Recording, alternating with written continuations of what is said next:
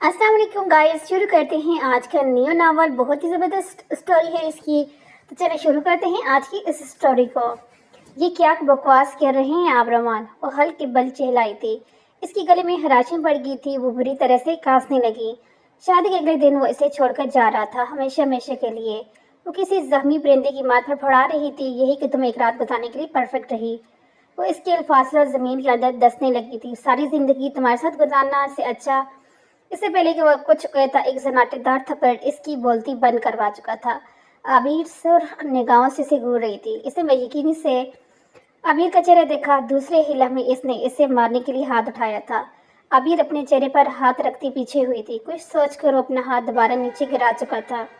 अब वो को बिना कुछ बोले जरूरत के तमाम सामान अपने बैग में डालता जा रहा था। आबिर बिना कुछ बोले सब कुछ देख रही थी। इसकी आंखें बुरी तरह से भीगी थी। तमाम सामान अपने बैग में डालता हुआ बैग बंद करता बाहर की जानब कदम बढ़ा गया। आंखों में रोशनी पड़ने के बायस इसकी आंख खुली। वो मंदली मंदली आंखों को मसलते उठ कर बैठा था। अपने बराबर में अपनी बीवी को सतत देख इसके लबों पर मुस्कुराहट आने के बजाय इसके लब बुरी तरह से बुझे थे। वो काफ़ी देर तक तेज निगाहों से अपनी बीवी के चेहरे को देखता रहा। दूसरे ही लम्हे वो उससे ब्लैकेट उठाता बेड से नीचे उतर रहा था। अब वो तेज कदम से वॉशरूम की जानब कदम बढ़ा गया था। पीछे लेटा निस्वानी वजूद अब भी गहरी नींद में सो रहा था। काफ़ी देर शावर लेने के बाद वो अब वॉशरूम से बाहर आया था। आईने के आगे आकर खड़ा होते वो अब अपना चेहरा देख रहा था। लबों पर मगरूर मुस्कुराहट सजी थी। लंबा चौड़ा कद, कसरती बॉडी, खूबसूरत भूरे बाल, हुसीन चेहरा, खड़ी नाक, गुलाबी बुझे हुए लब और नीली आंखें। वो वजाहत से भरपूर मर्द था। कोई इसे देखता तो देखता रह जाता। इसे अपनी खूबसूरती के बारे में मालूम था, इसलिए वो बेहद मगरूर था। अपने बालों में कंघी करता, अपने ऊपर बेतहाशा परफ्यूम छिड़कते अब वो अपने तमाम कपड़े एक बैग में भर रहा था। वार्डरोब से वो अपने तमाम कपड़ों को निकालकर बाहर फेंक गया। अब वो ज़रूरत के मुताबिक कुछ कपड़े इस बैग में भर रहा था और कुछ साइड पर फेंकता जा रहा था। शोर की आवाज़ से वो निस्वानी वजूद हड़बड़ा कर जागा था। लबन पर फितरी शर्म हयाली वो अपने ऊपर दुपट्टा डालते उठकर बैठी थी। इसकी पलकें बुरी तरह से लरस गई थी। शादी के पहले दिन था। तमाम दोनों की तरह इसकी पर भी फितरी शर्म हया का अटैक हुआ था। वो शख्स इसे मुकम्मल इग्नोर किए अपने काम में मसरूफ था। ऐसा लग रहा था कि सामने बैठी औरत से इसे कोई रिश्ता ही ना हो। वो बेफजूल ही अपनी उंगलियों से खेलने लगी। बात करे तो क्या करे, समझ नहीं आ रहा था। दूसरे लम्हे हिम्मत करते इसके पास गई थी। कहीं जा रहे हैं आप? नज़र जगाई इसने शर्माते हुए रमान से सवाल किया। रमान एक नज़र इसे देखता बिना जवाब दिए दोबारा अपने काम में मसरूफ हो गया। हत्थे के एहसास से अबीर का चेहरा सुर्ख हुआ था। मैं कुछ हो रही हूँ आपसे रमान। कहीं जा रहे हैं आप? अब की बार अबीर कुछ गलत होने का एहसास हुआ। सारी रात जिस शख्स ने इसे अपनी तमाम हकूक वसूल किए थे अब सीधे मुंह जवाब ही नहीं दे रहा था।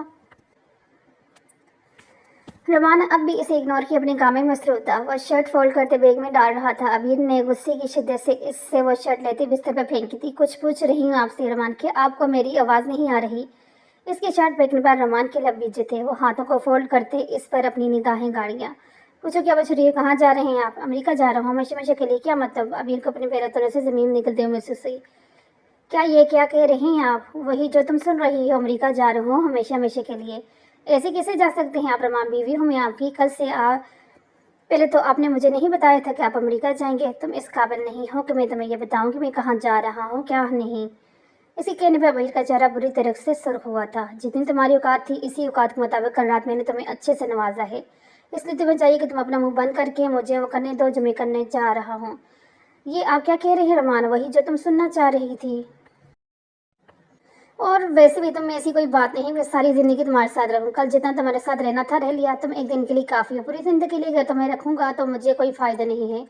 और वैसे भी तुम जैसी लड़कियां तो चाहती ही यही हैं, तुम्हें कोई अमीर घर का लड़का मिल जाए। तो अमीर घर का लड़का मिल गया, हमारा रिश्ता भी मुकम्मल हो गया। अब मैं यहाँ से जा रहा हूँ, तुम्हें कोई मसला नहीं होगा। बहुत जल्द मैं तुम्हारे तलाक के कागजात तुम तब पहुँचा दूँगा। फिर तुम्हारा जहाँ दिल चाहे वहीं चली जाना।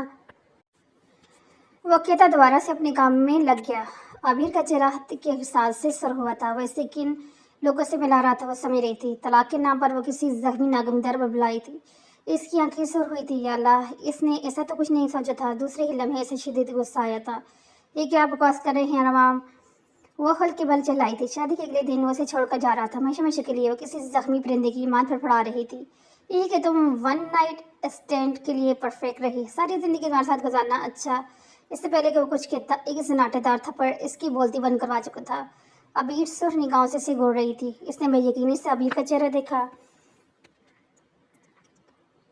दूसरी हिला में इसने इसे मारने के लिए हाथ उठाया। आबिर अपने चेहरे पर हाथ रखती पीछे हुई। कुछ सोचकर अपना हाथ दोबारा नीचे गिरा चुका था और बिना कुछ बोले ज़रूरत के तमाम सामान अपने बैग में डाले जा रहा था। आबिर बिना कुछ बोले सब कुछ देख रही थी। इसकी आंखें बुरी तरह से भीगी। तमाम सामान अपने बैग में डालता वो बैग बंद करता बाहर की जानब कदम बढ़ा गया। दरवाजे पर पहुंचकर इसने एक तजिया नज़र आबिर पर डाली। आबिर की आंखों से आंसू निकलते इसकी गर्बान को भिगो रहे थे। रमान नशीरी इसकी आंखों में आंसू देखता रुका था, मगर दूसरी हिला में सर झटकता इस कमरे से निकलता चला गया। आबिर घुटनों के बाद जमीन पर गिरी और वह जमीन पर बैठी बुरी तरह से रो रही थी। वह जमीन पर अकड़ी बैठी बुरी तरह रो रही थी। इसकी क्या गलती थी? इसके साथ ये सब हुआ था। इसने तो कल रात बेहद ईमानदारी से रिश्ता शुरू किया था। इसके पैसों से इसे कोई गर्ज नहीं थी। वो तो सच्चाई से इस निकाह में बंदी थी। वो तो रिश्तों की भूखी थी। रिश्तों ने तो हमेशा इसके साथ दगा ही किया था।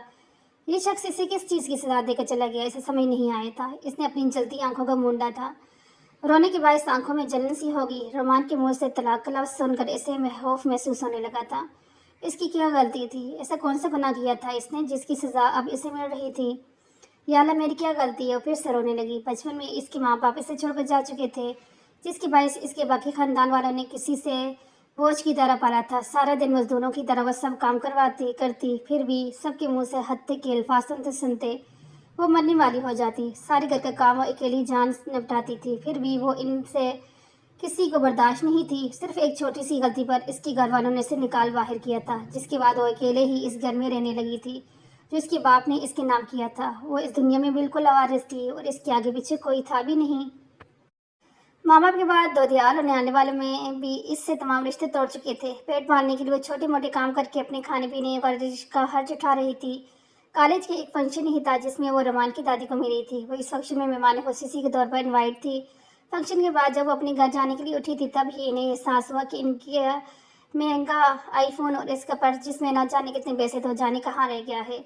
इनके चेहरे पर यकयक ही टेंशन उभरी थी। वो हर जगह अपना पर्स और मोबाइल ढूंढने लगी। ढूंढते ढूंढते बुरी तरह थक चुकी थी, मगर इन्हें अपना मोबाइल और पर्स नहीं मिल रहा था। तमाम अफराद इन्हें इग्नोर किए आगे बढ़ रहे थे। थक हार कर वो एक चेयर पर बैठी बुरी तरह से हाँफने लगी। अबीर किसी काम से वहाँ से गुजरी थी। इन्हें बुरी तरह कामता देखते वो टेंशन से इनके पास आई। आंटी जी ठीक हैं आप? क्या हुआ है आपको? वो टेंशन से इनका चेहरा देख रही थी। इन्हें कुछ न बोलते देख वो भाग कर इनके लिए पानी ले आई। अब वो इनकी पश्त पर हाथ रखे इन्हें पानी पिला रही थी। आमना बेगम हम दर्दाना निगाहों से अबीर का चेहरा देखा था। ये बच्ची इन्हें अच्छी लगी थी, वरना इससे पहले भी कितनी स्टूडेंट इसके पास आए थे, मगर किसी पर भी आमना बेगम को यकीन नहीं आया था। मेरे बच्चे, मेरे मोबाइल और पर्स गुम हो गए हैं, मिल ही नहीं रहा। फिक्रमंदी से बोली थी। आप फिक्र मत करें आंटी, आप यहाँ बैठे, मैं ढूंढती हूँ। उनके हाथ में पानी के गिलास पकड़ाते हर जगह इनका पर्स और मोबाइल ढूंढने लगी। काफ़ी देर ढूंढने के बाद भला हर पर्स और मोबाइल ढूंढने में कामयाब हो गई थी। वो चेहरे पर फितरी चमक लिया आमना बेगम के पास आई। देखिए आंटी जी, मुझे मिल गया। मैंने बोला था ना मैं ढूंढ लूँगी। आमना बेगम इसके हाथ से सामान लेती चेक करने लगी। सब कुछ सलामत देख इन्होंने सुकून का सांस लिया। दूसरे लम्हे बेहतियार ही अबीर को अपने सीने से लगा गई। अबीर को अलग सा एहसास हुआ। इसकी आंखें भीगी थी। बचपन से लेकर अब तक किसी ने यूं इसे अपने सीने से नहीं लगाया था। हर कोई इसे दुख्तकारा ही तो था, अपनाया किसी ने न था। भला यहाँ बैठो मेरी बच्ची, मुझे बताओ कौन हो तुम? आमना बेगम प्यार से बोली थी। अबीर अपनी हथेलियाँ मसलने लगी थी। बोला वो नहीं, क्या बताती कौन थी? कोई भी तो नहीं था इसका। इसकी आंखें भर आई। आमना बेगम मोहब्बत से इसके कंधे पर हाथ रखा। मेरे बच्चे, मुझे बताओ कौन हो तुम? आंटी मैं लवारिस हूँ। इसने भीगी लहजे में इन्हें सब बता दिया था। आमना बेगम को इस पर बेहद तरस आया। वो दूसरी लम्हे ये फैसला कर चुकी थी कि सामने बैठी लड़की जैसी लड़की की ही अपने पोते के लिए तलाश थी। वह बैठे बैठे ये फैसला कर चुकी थी कि वो इसे अपने साथ ले जा रहे हैं। मेरे बच्चे मेरे साथ चलो, मैं वादा करती हूँ तुमसे कि तुम्हारी हिफाजत का जिम्मा मेरा है। मगर मैं ऐसे कैसे जा सकती हूँ आपके साथ आंटी जी? अबीर बेचैन हुई थी। मेरे बच्चे, क्या तुम्हें मुझ पर भरोसा नहीं? मुझे अपनी नानी की जगह समझ लो मेरे बच्चे, फिर मेरे साथ चलो। और इसका चेहरा अपने हाथों के प्याले में भरती इसकी पेशानी चमकी थी। अबीर की आंखों से आंसू बहने लगे थे। दूसरे लम्हे वो आमना बेगम के साथ जाने के लिए राजी थी।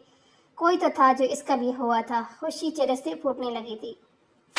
वो ज़मीन पकड़ी बैठी थी, ऐसा लग रहा था जैसे सब लुट गया। रो रो कर इसकी आंखें सूज गई। वो अपने होठों को दबाते दर्द कम करने की कोशिश कर रही थी कि तभी इसके दरवाजे पर दस्तक हुई। इसके अंदर बुलाने पर एक कम उम्र मुलाजमा अंदर आई। उसे यूं ज़मीन पर अकड़ बैठे देख चुकी थी। अबीर फौरन ही खड़ी हुई थी। जो भी था, कम से कम इसे मुलाजमों के सामने एहतियाती करनी थी। वो छोटी बीबी जी, आपको बड़ी बेगम साहिबा बुला रही है। अच्छा तुम जाओ, इनसे कहना मैं आती हूँ। इसने खुद पर काबू पाते मुलाजमों को कमरे से भेजा था। खुद मुंह धोने के लिए वॉशरूम की जानब बढ़ गई थी। मुंह धोकर बाहर आती, दुपट्टा अपने सर पर तरीके से लेती बाहर की जानब निकली थी। कमरे में दादी उसका इंतजार कर रही थी। वह दस्तक देखकर कमरे के अंदर दाखिल हुई। अमना बेगम इसे देख मुस्कुराई थी। इन्होंने फौरन ही इसके लिए बाहें वाक कर दी थी।